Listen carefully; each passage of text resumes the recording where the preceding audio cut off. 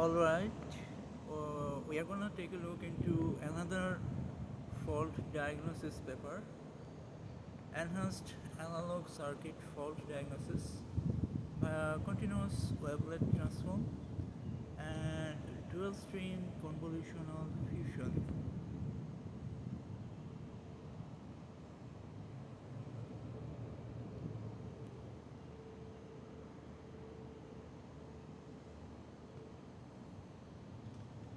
Dual Stream Convolutional Fusion. So we have the model figure here. Figure of the model, input of original fault framework or waveforms, generation of CWT wavelet time frequency maps, continuous wave transform, wavelet time frequency maps. So one-dimensional temporal features are extracted over here. Dual stream convolutional neural network and feature fusion over here. So from L times 2 we're going to L times 2 times 64, then L times 2 L by 2 minus 1 times 64, etc.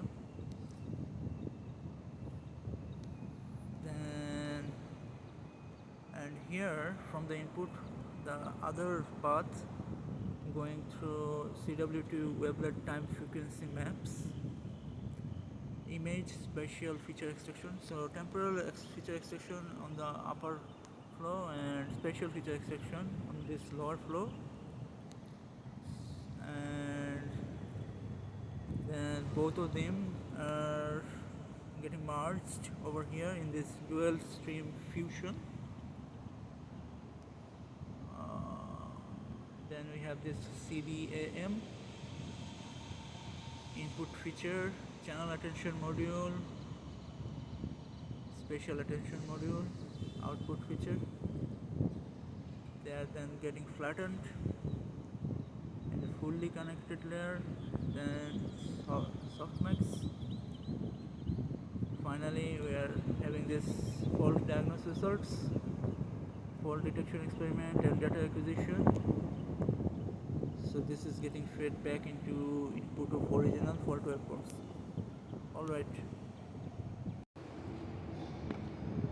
Alright, we have fed the paper into Mistral. Why Mistral? If you ask me, there is nothing European about it. It's just I got used to have Mistral for paper study. That's it. So key mechanisms, of course, continuous wavelet transform.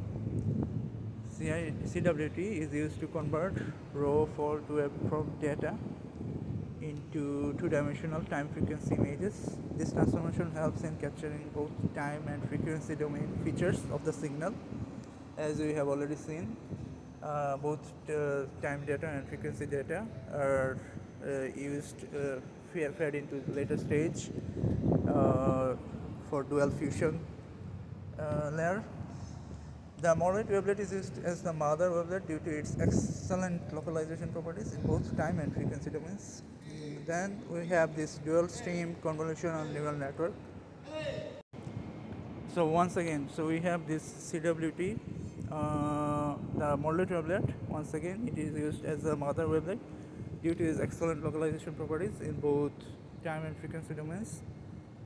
Then we have this dual stream convolutional neural network, DSCNN, which consists of two parallel streams, 1D CNN for extracting temporal features and 2D CNN for extracting spatial features or space-related features from the time frequency images.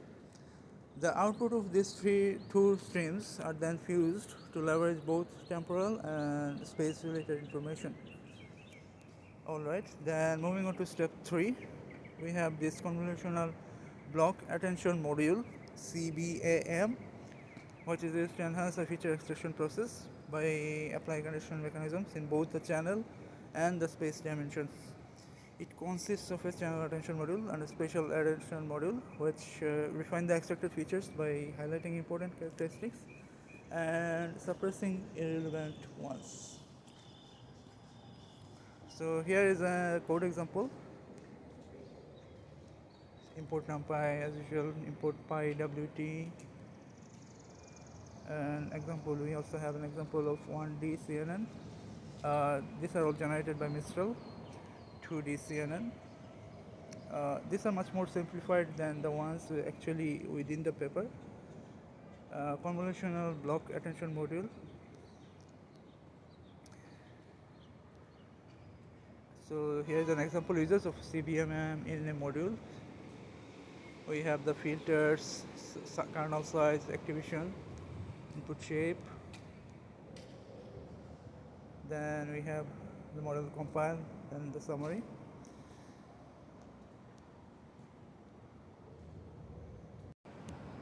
So now we are gonna take a look into CBMM in a little bit more detail. So what it is a lightweight and effective attention module for convolutional neural networks. It sequentially applies attention along two separate dimensions, channel and spatial, or you can say temporal and spatial, to refine the feature maps. Here is a detailed step-by-step explanation. So we have this channel attention module. So it determines what is meaningful given an input image. Remember, we are dealing with um, fault detection images. So it focuses on the interchannel relationships of features. So input feature map uh, has dimensions h times w times c, for example, where h and w are height and weight, and c is the number of channels. Then we have the global average pooling and global max pooling. Um, so average pooling is doing the average for taking the average of each channel across all the features, across all the dimensions. Then we have the max pooling, taking the max, and max becomes the representative feature. Then we have shared multi-layer perceptron, MLP. So both FVG and FMAX are passed through a shared MLP. So this consists of two fully connected layers. So the first layer reduces the channel dimension, the reduction ratio R, and the second layer restores it back to the original dimension C. The output of the MLP for or multi-layer perceptron for FAVG and FMAX are denoted as MLP AVG and MLP MAX. Then these are combined. A sigmoid activation function is finally applied to produce the channel attention map MC. So MC is defined here, is equals to sigma coefficient times MLP of FAVG plus MLP of Fmax. Finally, we produce the channel refined feature map F prime, which is the MC and tensor multiplication of MC and F. Next comes step 2. So far we have been discussing channel attention module. Next we are looking at spatial attention module. So it aims to determine where is the meaningful information given an input image.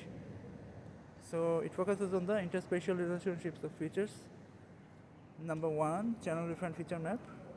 So once again, we are looking at the channel refined feature map F prime, which has dimensions h times w times c. One more time, we have, as before, global average pooling and global max pooling. And then we have concatenation and convolution. So F prime AVG and F prime X are concatenated along the channel dimension to produce a combined spatial descriptor F prime concat that has dimensions height times width times 2. Then comes a convolution operation with a 7x7 kernel, which is applied to F prime concat to produce a spatial attention map M8 MS, which has dimensions h times w times 1. Then once more we have a sigmoid activation, so it is normalized between 0 and 1. Then we have this spatial attention map. We have this refinement, where refined feature map f prime prime is calculated by taking tensor product of ms and f prime. So this is how the channel attention module and spatial attention module works.